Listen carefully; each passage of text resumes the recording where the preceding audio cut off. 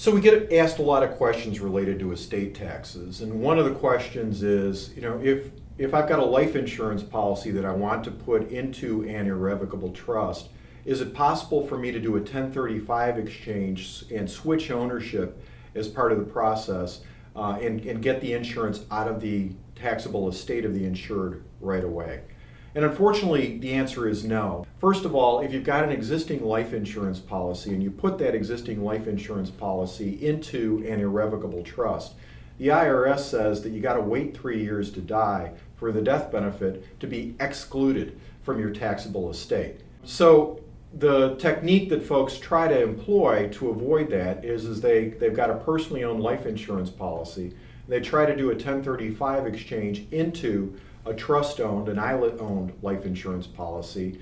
The new policy is owned by the ILIT from the beginning, the argument goes, and so we should be able to avoid the 3-year estate tax inclusion in the event of a premature death.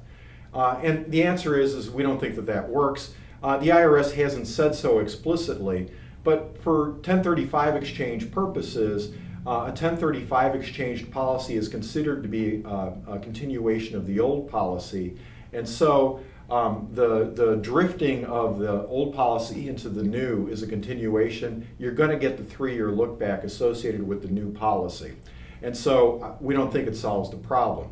I should also tell you that the carriers, if you try to change ownership in a 1035 exchange, the carriers are usually against that. You can make an argument that some kinds of irrevocable trusts are the same as the owner of the policy, the insured originally. And so you can make an argument that that's a 1035 exchange, but in general, the carriers are resistant to it. In any event, it doesn't work the way that's intended to begin with. And so if you're going to try to avoid the 3-year look back, make sure that it is brand new insurance, newly underwritten insurance that is owned by the ILIT from the beginning.